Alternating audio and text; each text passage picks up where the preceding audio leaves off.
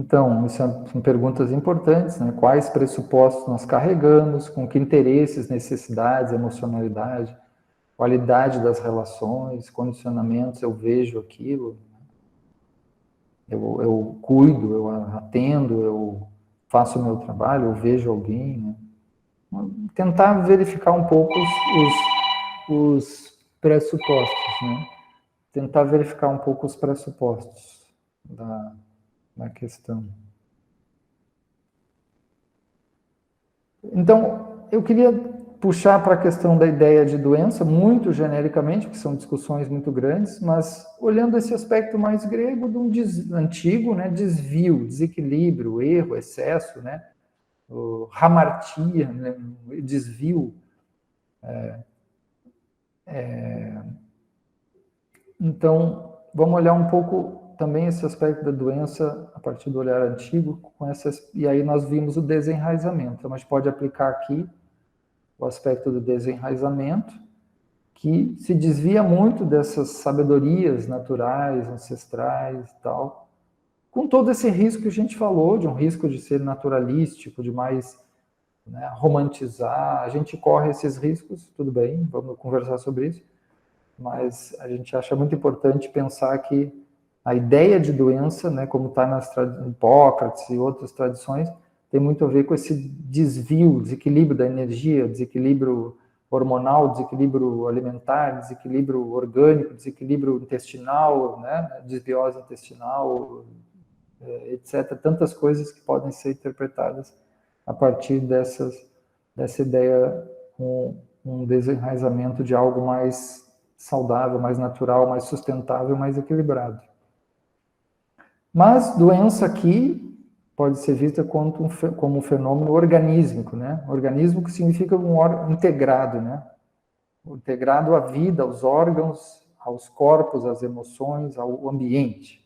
Né? Inserido organicamente significa isso. Ele não pode ser visto isoladamente, dentro de um processo que se chamaria saúde. Então a saúde ela acontece, né? Ela vai acontecendo. Não é nós que comandamos. Nós podemos atrapalhar, desviar mais, podemos ajudar o processo ou atrapalhar mais. A gente pode fazer muitas coisas contra o nosso corpo, contra nossos sistemas ancestrais, nosso sistema nervoso. A gente pode abalar muito o trabalho constante e alegre das nossas células, da nossa pulsão de vida, como diz Freud e Reich, né? Da nossa pulsação plasmática, como diz Reich, que tende ao prazer. A gente pode facilitar, ajudar esse processo, pode atrapalhar.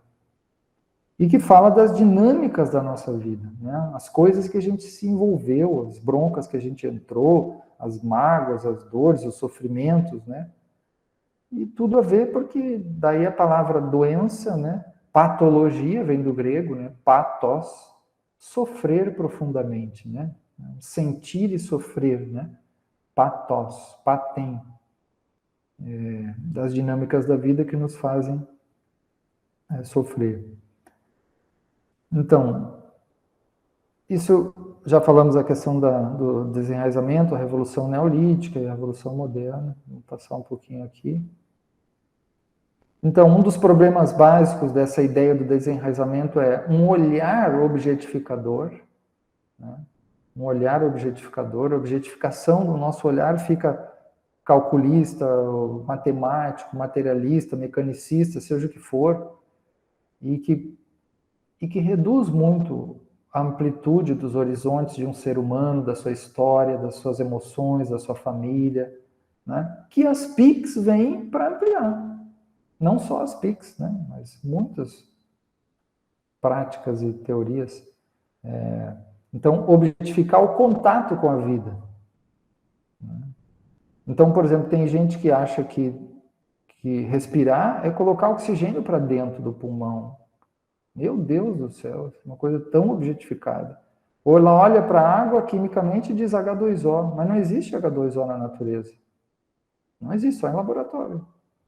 Porque a água é muito mais que H2O, tem um monte de elementos ali orgânicos, inorgânicos, né? E tem a relação da nossa vida com a água do batismo, a água do prazer, do banho, a água que pode afogar. Então, vocês vejam, a objetificação do olhar, ele pode reduzir, mecanicizar, materializar, perder os sistemas, as conexões da vida. E a vida vira objetos objetificáveis. Né? Pessoas se tornam também objetos. Órgãos se tornam objetos separados. Né? E uma pessoa que vai entender daquele órgão. Então, a pessoa entende do pulmão. Que tragédia, né? Se ela entender só do pulmão, eu não vou achar que eu botar meu pulmão, meu corpo na mão de uma pessoa que só entende do pulmão. Todas as conexões emocionais do pulmão que são imensas, alimentares, os alergênicos, leite, outras coisas. Então, ele não vai conhecer esses aspectos, o intestino, a história de vida, né? A psicossomática fala do pulmão. Né? Então, eu não quero saber o que aconteceu com a criança. Eu não vou entender o problema do pulmão. Então, essa objetificação do olhar, das relações, é muito grande. E aí, o início disso tudo, a gente pode trazer nessa frase aqui: quando me separo substancialmente da realidade viva para tomá-la como objeto de domínio, de manipular, eu acabo também me objetificando. Não me exerço mais plenamente, suficientemente no fluxo, na dinâmica vital. Tentando traduzir um pouco isso aí. É o observador que ele olha para o mundo e se separa desse mundo, que ele tem uma compreensão matemática, racional desse mundo. E nesse processo é tão forte, tão intenso, que ele começa ele mesmo a objetificar o seu corpo, os seus relacionamentos. Assim como ele destrincha, ele chega ao átomo de uma planta, de um animal, de uma pedra, ele faz isso também com o amor, com as relações, com o ódio, com as emoções, E aí isso é o processo de objetificação. Isso é muito antigo, né? Não é que não tenha vantagens. Eu estou falando aqui, pegando um pouco mais os aspectos problemáticos. Né? Reich, que eu considero um grande autor, Wilhelm Reich, ele tem uma frase praticamente essa aí, né? Que no momento histórico que a gente começa a se separar demais dessa inserção orgânica e vital, e o aspecto da energia sobe demais para esse aspecto do pensamento, do controle, da dominação massiva de todos os processos, né? E da própria, do que se chama de realidade, que é altamente infinita, alteridade, é móvel, mas que a gente chama de realidade, que é uma coisa, né? Res é coisa, é uma coisa que eu posso ver físico. Eu digo o mundo é físico. E aí eu não entendo mais como os gregos entendiam. Quando dizer mundo físico, é um mundo de movimento, de nascer, porque physis é brotar em grego. Né? É traduzido como natura, nascer, né? Brotar, phi é brotar. Então a vida é um movimento de nascimento e morte, de pulsação. Ela não é física dos materiais. Né? Ela não é uma configuração atômica congelada. Eu estou capturando ela no movimento. Né? Por isso, o grau tão grande de possibilidade de cura, por exemplo, de modificação de uma situação, de flexibilidade neuronal, chame como quiser, de neuroplasticidade, de tantas coisas que vão falar dessa capacidade de mudança. Né? E aí, isso em Reich é muito importante, é muito forte, né? Quando ele diz que quando começou esse processo intenso, né, da separação, né, da realidade para tomar como objeto, então eu me torno também um objeto. Eu me objetifico. Por quê? Porque o que se chama de mundo externo não está desconectado do interno. Aí eu vou dar um exemplo para vocês. Por exemplo, quem já estudou, ouviu um pouco a questão de terapia de casal, de relacionamento. Né? Quando num relacionamento você controla o outro, tem algum tipo de domínio que prejudica algo dessa liberdade desse sujeito autônomo, quem está escravizado? Os dois. Porque essa pessoa que entrou numa relação objetificadora E aí eu posso pegar a psicanálise básica, né? Isso é a objetificação da relação. Essa pessoa não vai acessar o amor, né? Porque ela não quer acessar a dor que tem em cima disso aí. Que ela está tentando locupletar as questões dela com a objetificação do outro. Isso está em Sartre. Lá na terceira parte do ser e o nada, né? É um golpe, assim, muito duro nas pessoas que querem controlar o outro, né? Porque você perde a alteridade. Esse é um processo de objetificação também. Pode ser científico, pode ser num relacionamento, pode ser cultural, né? E esse parece ser um dos maiores problemas do desenraizamento. Um problema aí bem que tem que ser enfrentado. Como? Bom, aí são muitas práticas, muitas coisas, né? O diálogo que a gente falou é um deles, a visão ampliada, a questão do acesso ao coração, né? As feridas do coração, aí, o aspecto sensório, o aspecto emocional, aí são muitas terapias, muitos trabalhos, muitas práticas para poder contornar, né, trazer consciência para a objetificação.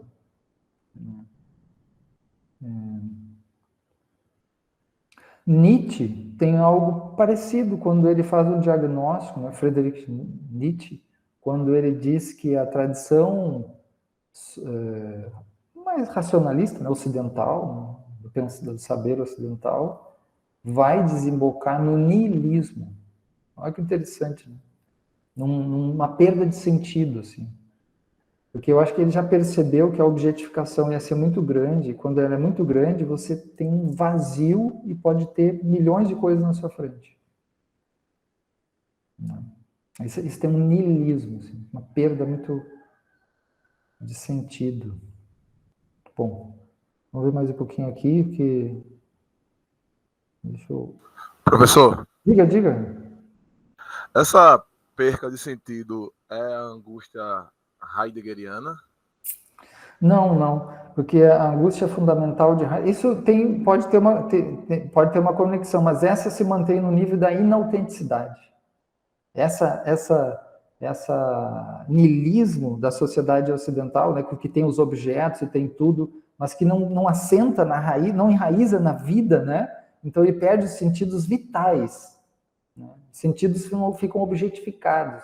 E aí tem um niilismo negativo, não é um nada, né, positivo, é um nada ruim, né? Isso aí não chega a angústia, porque ele evita a angústia. Aliás, não quero dizer nada, mas quase tudo que a gente faz na vida é para evitar a angústia, né? Essa é uma visão desses autores aí, Heidegger, Lacan, Nietzsche, eu vejo isso claramente, Reich, né? A gente foge muito da angústia fundamental, não aquela angústia, estou angustiado por causa disso, porque preocupado. Não, a angústia fundamental é que tem a ver como que vamos pegar assim, eu já vi algum autor fazer isso, eu acho interessante, um tipo de depressão, né? Mas é que depressão tem vários caminhos ali. Vamos pensar assim uma metáfora para você não achar que é uma angústiazinha, né? Uma gripezinha. Essa angústia fundamental, Heidegger, né? Angústia fundamental. Reich, angústia orgástica. Porque a vida, o corpo, é tão potente, é tanta energia, tanta complexidade ao mesmo tempo, que quando você entra nesse aspecto dessa angústia orgástica, o teu eu, ele... Né? É um ayahuasca, assim, pesado, a angústia orgástica, que é muito parecido com a angústia fundamental em Heidegger. Tá? E aí é que tem uma conexão que depois Sartre vai tomar com a náusea. Não tem uma obra de Sartre chamada Náusea, mas mais a angústia fundamental está no ser e do nada. Né? Porque a náusea é uma objetificação, é um negócio assim muito pesado. Então, a angústia fundamental é quem consegue passar pelo esse inferno, né? ele pode ficar mais pleno, mais autêntico, mais, né? Ele está chegando aí a tocar um pouco nos seus abismos, né? Quiçá tem alguma conexão com trauma. Por exemplo, pânico tem uma conexão forte com a angústia orgástica. Pânico. As pessoas, às vezes, que têm pânico, não é o pânico, assim, estou em pânico, não. É pânico daquele punk mesmo. A pessoa que está em pânico, claro, quer evitar, quer fugir de toda forma, mas o pânico é uma presença de morte, né? A pessoa, inclusive, as pessoas relatam que elas sentem que vão morrer no pânico, né? Então, ali tem uma coisa que se conecta diretamente com essa angústia orgástica. Agora, para passar por essa experiência, aí é que é bronca, né? Nas terapias reichianas, você faz o processo para passar o que tiver para entrar nessas experiências também, né? É muito louco. Bom, mas a angústia fundamental é uma angústia que as sociedades fogem muito e vivem muito na inautenticidade. Mas aí quando você se recolhe, quando você volta mais para o teu ser, faz o processo maior de autenticidade, talvez vá ter que passar por alguns desses processos aí de lidar com a própria angústia fundamental, que se liga diretamente à morte, né? Vamos ver um pouco mais aqui eu não sei se eu respondi o que o Rafael tinha colocado. Tu fez uma pergunta? Não, eu acho que eu só fiz alguns comentários Ah, foi um aí, comentário, né? Tá, tem a ver com o que você estava falando na hora. beleza. Então vamos ver aqui um pouquinho mais.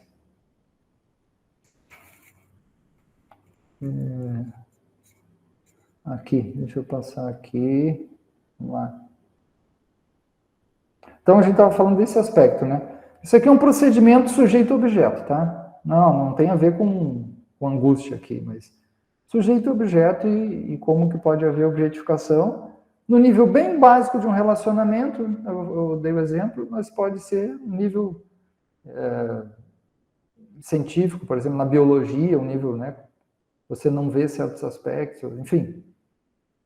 E aí aqui eu botei um alerta aqui, que é ver as alterações na ordem da sexualidade, relacionamentos, poder, comunitariedade, os ciclos e ritmos da vida, a cosmobiologia que nos alimenta, né, básica na nossa vida, no nosso bairro, na nossa história de vida. Isso é a cosmobiologia, é a nossa história, junto com o ambiente, com a nossa casa, nosso pátio, o ar, a água, a praia, a vida, né? Isso é a cosmobiologia, os animais.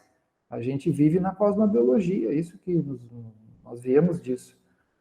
E a corporalidade, né? Então, como que a gente pode objetificar o corpo? Corporalidade eu tento botar para diferenciar do corpo congelado, do corpo fotográfico. Corporalidade é o corpo vivo, é o Leib, é o corpo vivo, né? Dinâmico, em movimento, é o corpo pulsante, mesmo que está parado em meditação, a energia sempre pulsando, respirando, né? Ele não é um objeto parado. Para a ciência funcionar, principalmente moderna, ela tem que tirar uma fotografia, ela tem que parar o processo naquele momento, né? Isso é tão interessante porque como eu tenho muito interesse nesse tema, quantos relatos eu já ouvi, e isso tem na literatura médica também, pessoas que vão num profissional de saúde, aí elas fazem um exame e vê lá, tem uma doença, né? Por exemplo, uma que eu me lembro que um aluno meu era dengue, né? Então, estava com dengue, né? Era médico, um aluno meu médico, eu me lembro até hoje. Aí ele disse, professor, estou com dengue. Mas tu está muito bem, né? Não, mas tudo bem. Aí ele vai para um profissional, ele vai para um colega, né? E aí ele tem uma descrição, né? Uma taxonomia da doença. Tem uma classificação, uma taxonomia, né? Uma nosografia. Nos tem a ver com doença. Nosografia, grafose, escrever, né? Descrever. E aí aquilo se descreve na literatura ou no profissional como se fosse um objeto palpável, tuberculose, câncer, né? Com Mas, na realidade, quando você estuda mais profundamente, você vê que aí é muito móvel esse processo, ele altera com o tempo, as doenças têm um desenvolvimento, né?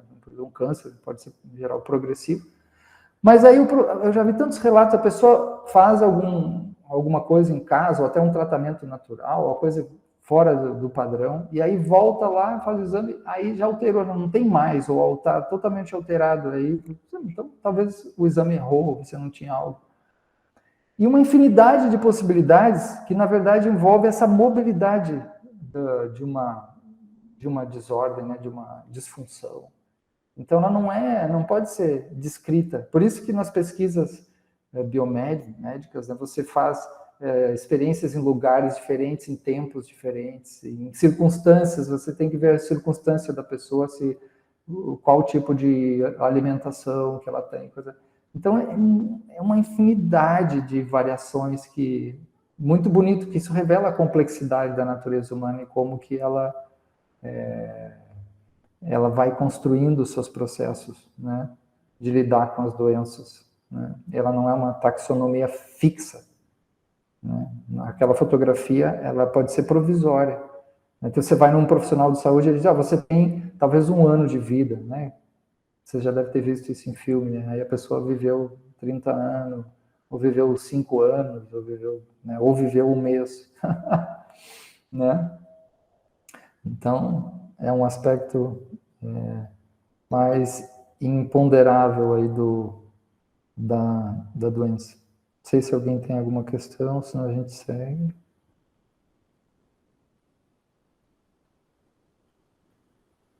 Vamos então um pouquinho mais adiante com esse aspecto do cuidado.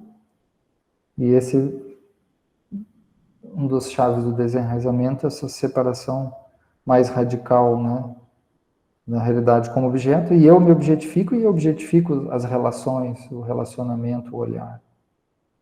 Deixa eu clicar aqui.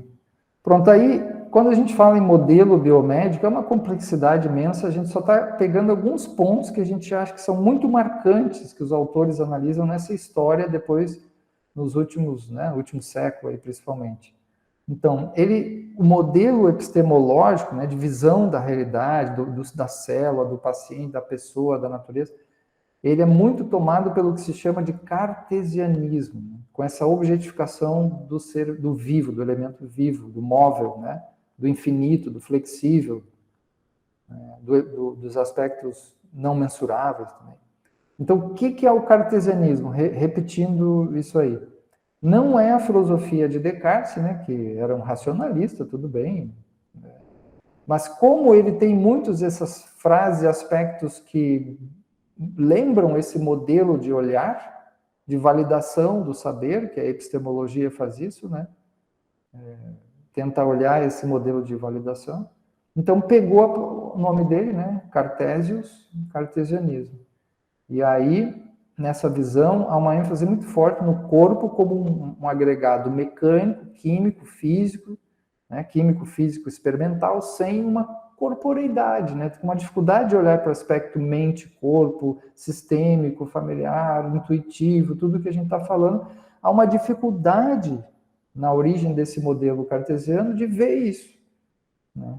Claro, ele foi agregando, né, hoje tem tantas possibilidades interdisciplinares, a pesquisa científica, ela também estuda emoções, estuda vários outros aspectos hoje, né?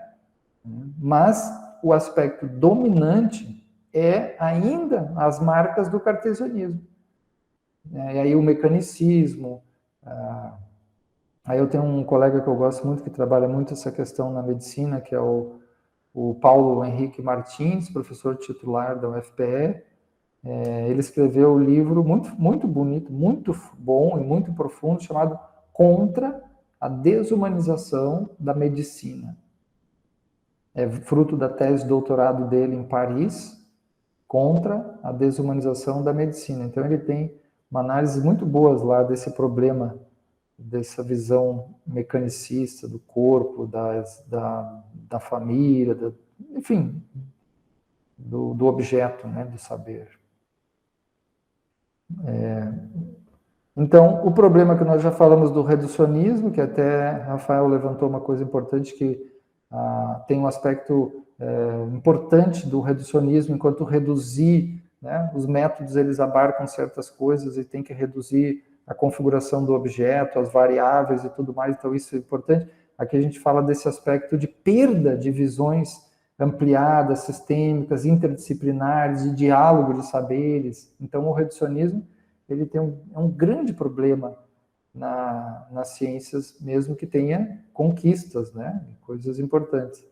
E aí vem a ideia de método, né, um modelo de método baseado no Estatuto das Ciências Naturais, né, que vem lá, Descartes é o grande incentivador disso, porque ele escreve uma obra importante chamada Discurso do Método, que vai tentar limpar toda a metafísica, toda a incerteza. É muito interessante vocês verem lá, porque o Descartes, quando ele escreve, deixa eu abrir aqui a câmera, esse livro, ele quer inspirar, né?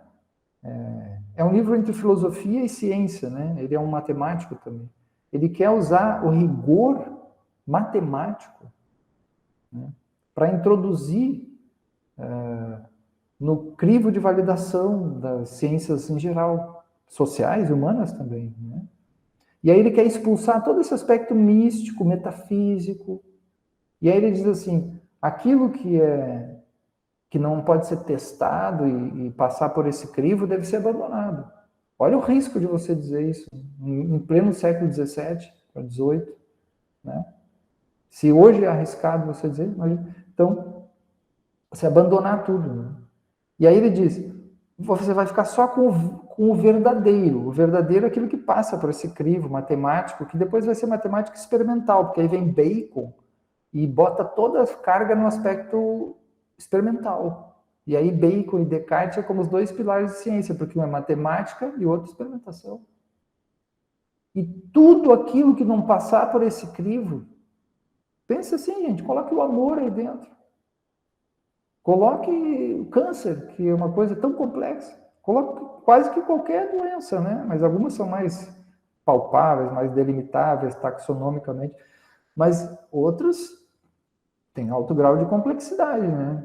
Então não é que não é importante o modelo, a ideia de método, mas é aquilo que o método joga fora, aquilo que ele abandona e faz você ficar cego. Isso é a hermenêutica aponta isso, não é a crítica ao método, modelo científico, é o problema dos limites, o impacto, a cegueira, o currículo oculto, o retrovisor que não teve, né? O ponto cego, que pode ser muitos pontos cegos que devem ser investigados. E aí um profissional, se ele não investiga isso, entende? Isso complexifica, porque exige o que a hermenêutica chama de diálogo de saberes, multiprofissional, interdisciplinar, trabalhos, né, como muito está acontecendo hoje, muito disso na pesquisa científica, né? E isso é um avanço que é um tipo de superação também, uma parte de superação do cartesianismo, né? Mas o cartesianismo ele é muito forte. Esse pressuposto epistemológico dominante de alto grau de controle reduzido, né, e que vai tentar, né, eliminar o máximo aí de variáveis, de imponderabilidades, aspectos. Por exemplo, quando você faz o estudo duplo cego randomizado, que é super importante na medicina baseada em evidência, né, muito importante, um avanço, né? Como é que você vai trabalhar o aspecto da relação cuidador, terapeuta e paciente? Tem um sistema ali dentro, né? Um aspecto imponderável desse sistema, né? Então, tem uma série de questões que a gente poderia discutir aqui, porque, enfim, os métodos, eles carregam junto fármaco. Isso é muito importante. Se a gente acha que o método, ele te conduz à verdade, né? E o problema é que ele não deu conta porque usou apenas mal o método, que esse é um problema, claro. Mas para a hermenêutica não é que usou mal apenas, é que o método tem cegueira. Qual? Todos. Todos, porque eles, no momento que eles assentam e reduzem algo e produzem dentro de um espaço-tempo determinado, eles fotografam algo, e algo em movimento, algo que tem historicidade, finitude, né, que tem contexto de interesses, que tem contextos políticos, também contextos de crenças, né? Não há ciência sem crenças. Isso é importante, né? A questão é qual o grau de consciência e quais crenças eu estou adotando. Então, o cientista pode chegar e dizer, não, eu não trabalho com crença, eu trabalho com método, né, método científico tal, etc. Não, ele tem crenças, porque não há, isso é básico em epistemologia e filosofia, né? Só que tem crenças mais justificáveis, né? Mais dialogáveis, mais transparentes, né?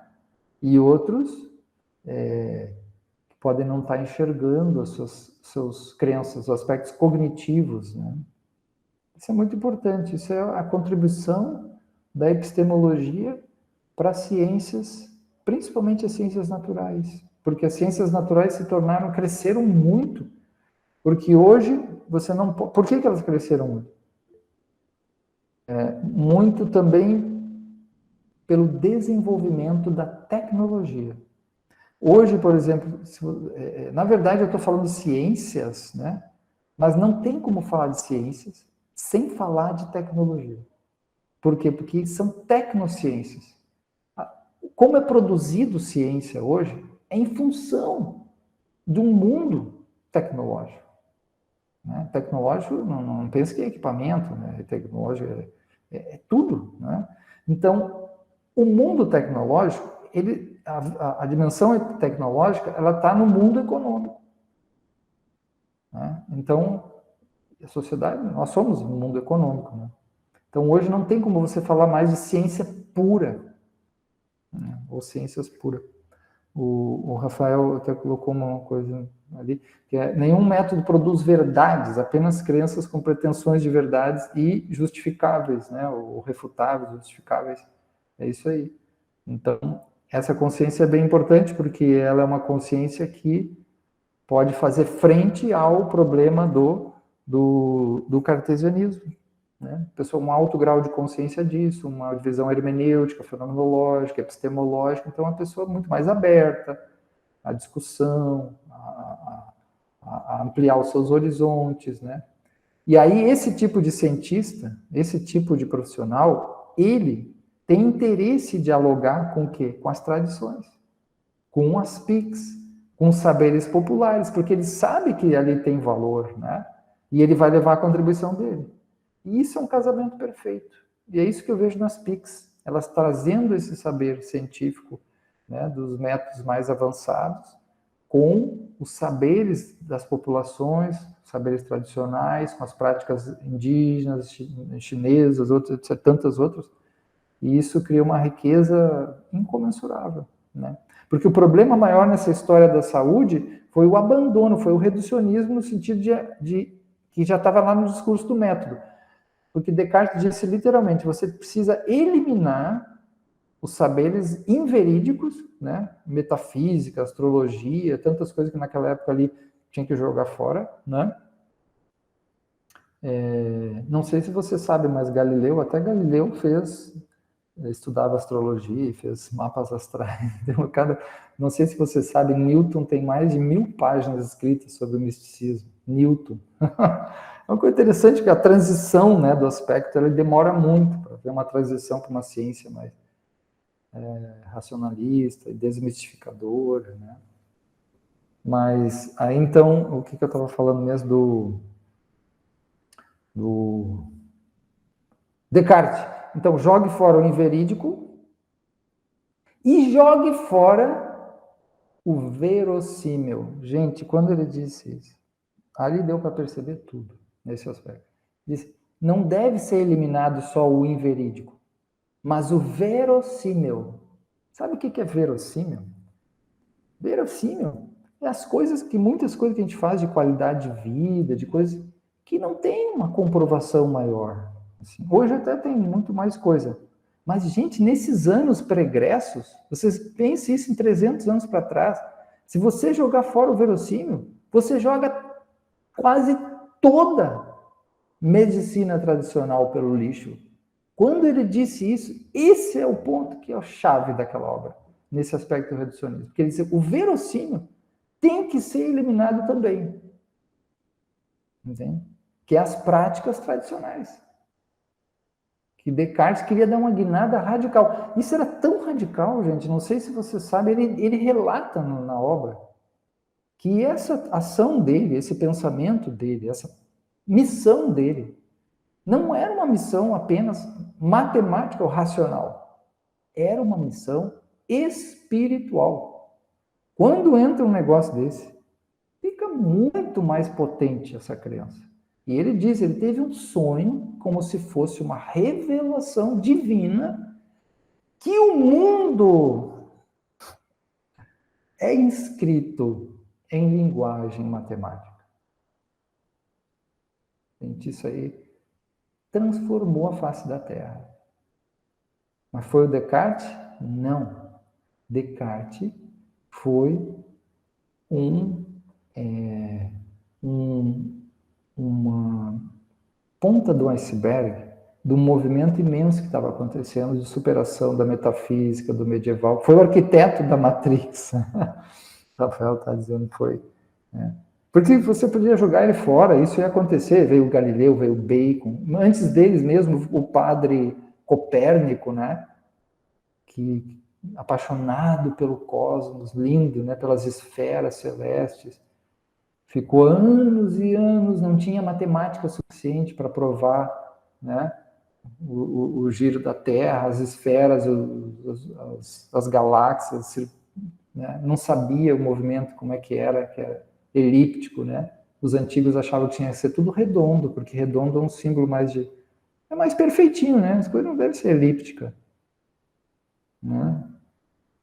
E aí o Copérnico, ele só conseguiu dar um salto quando ele encontrou o Tycho Brahe, né? Tycho Tycho, um nórdico que aí era um baita matemático, um negócio do cão lá, e tinha cálculos de milhões de milhares de observações, de milhares de dias olhando pelo telescópio, e aí foi um negócio fenomenal, né? Mas o cara parece que só entregou para ele os dados astronômicos, matemáticos, para Copérnico ser o que ele era, um pouquinho antes da morte. Até porque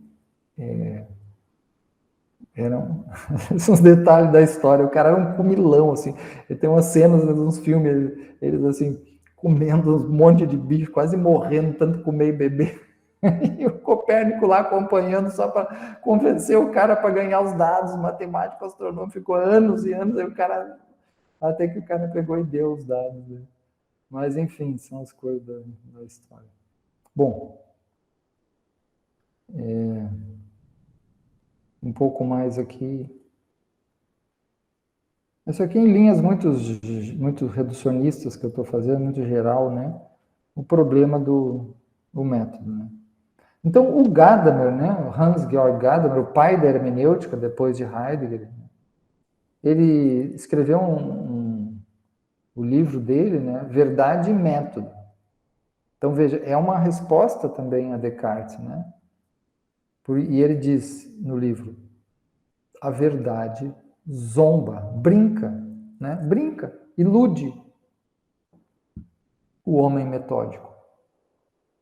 É um alerta, né, que ele faz, meio poético, assim. A verdade zomba, tira sarro, brinca, dança, ilude o homem metódico, que acha que pelo método controla a realidade via sujeito-objeto, através dessa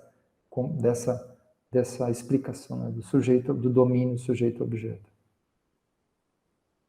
A realidade aparece e se esconde. E aí isso é fenomenologia. É uma coisa das mais lindas, porque vem dos gregos, mas aí Husserl e Heidegger, né? E Gadamer. Né? O fenômeno. Se eu leio a realidade como fenômeno, eu estou introduzindo dentro das coisas, na verdade é dentro do meu olhar, o movimento. E eu sei que é fármaco, porque quando eu vejo e digo, ela é isso, eu estou cegando para outra coisa. Quando eu digo tuberculose, o que eu não estou vendo? Que tipo de tuberculose? Que história é essa? Então, eu posso acabar a história colocando um ponto final, dizendo câncer, ponto final. E aí eu não entendo mais nada. Só aquilo, só aquele aspecto. Olha que cegueira imensa, gente. Isso é o reducionismo do cartesianismo, isso é a perda total do fenomenológico. O fenomenológico, ele vai acompanhar, ele vai dialogar, ele é um vai e vem. Ele é um processo de olhar e conversar, investigar, olhar para trás, olhar para o sistema, olhar para frente, olhar para os... Né? Ele é mais demorado, né? Ele é mais demorado. Tocando aqui. Mais demorado, né? Então, gente, eu vou só encerrar essa parte aqui, porque já está na hora. Então, isso aqui é um problema que tem. Os textos que eu passei, eles vão discutir isso, tá? Lá nos textos que eu passei para vocês, tem essa discussão aí, para não ficar só aqui nesse resuminho, né? E aí aqui os problemas que vão aparecer, né, de expulsão dos saberes tradicionais, ignorar técnicas de cura milenar, fragmentação, né? O cara entende do dedo do pé, entende de uma parte do corpo, né? Redução ao aspecto apenas físico-químico, né, e quantitativo, mecânico, físico-químico, perda da dimensão de saúde como vitalidade, né, como dimensão de salutogênese. Né? Salutogênese é a produção de saúde, né, não a patogênese, que é o olhar a partir da doença, mas eu olho a partir da produção da saúde, que aí previne, né, promove a saúde, e isso é uma forma de ir na raiz da doença. Né? O transhumanismo é um tipo de salutogênese? Transhumanismo, eu vou dar um exemplo, assim, fisiculturismo. Não, aí tem outra discussão interessante, né? Qual o contexto que é feito as práticas as práticas de saúde são colocadas, né? É muito importante esse contexto também. Num contexto, por exemplo, narcísico, né? Por exemplo, do culto ao corpo, que a gente falou aqui do resgate do corpo, né? O corpo foi abandonado, né? Então agora, digamos assim, eu vou fazer a musculação, vou fazer uma prática corporal, é um resgate do corpo. É um resgate do corpo, mas pode ser também uma perda da corporeidade e do aspecto de enraizamento, se for, por exemplo, algo narcísico, né? Da sociedade narcísica, como diz Lesch, ou como Freud já trabalhava. Então, a pessoa vai ter um acesso narcísico, superficial ao corpo. Então, ainda pode ser uma objetificação do corpo. Bom, ela vai ter uma musculatura melhor, e isso é inegável, né? A gente sabe que quem segura as emoções, pelo menos na terapia corporal, não é o pensamento. Quem segura as emoções é o corpo. Então, os processos vitais, a musculatura principalmente. Né? Então, aí tem que ver o contexto, entende? Qual o contexto que está sendo colocado, né? Essa ideia de salutogênese é interessante, essa tua pergunta, bem importante, porque depois, no andamento dos slides aqui, eu vou também trazer as críticas ao modelo de saúde, assim, de bem-estar, nesse sentido também mais místico, né? Para a gente ter uma autocrítica do que entra dentro das PICs, tá?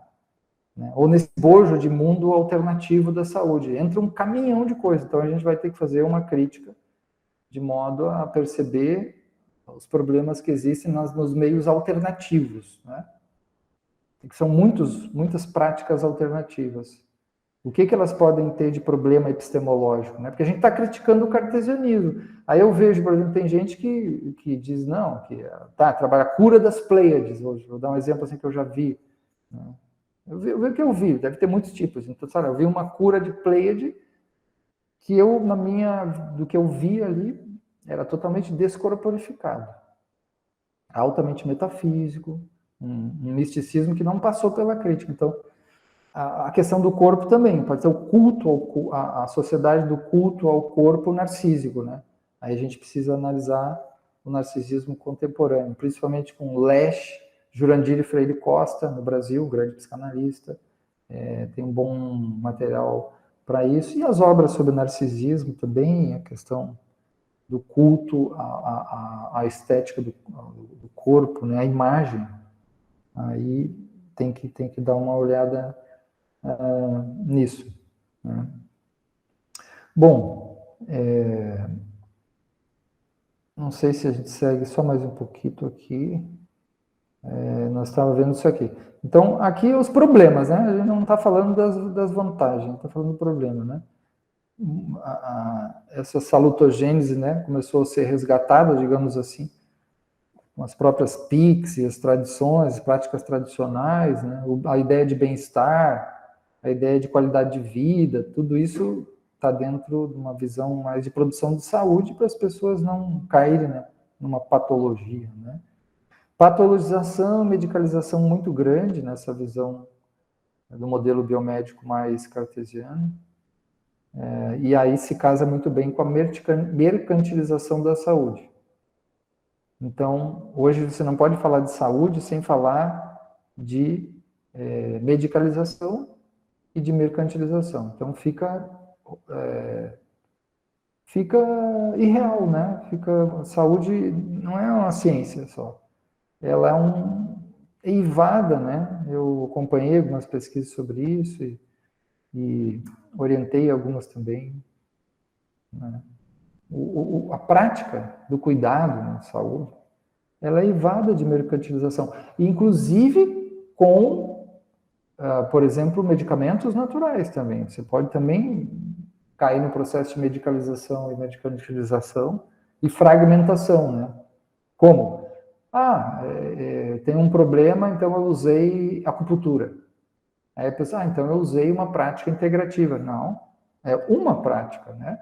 Não é? Você não está... A visão integrativa é maior.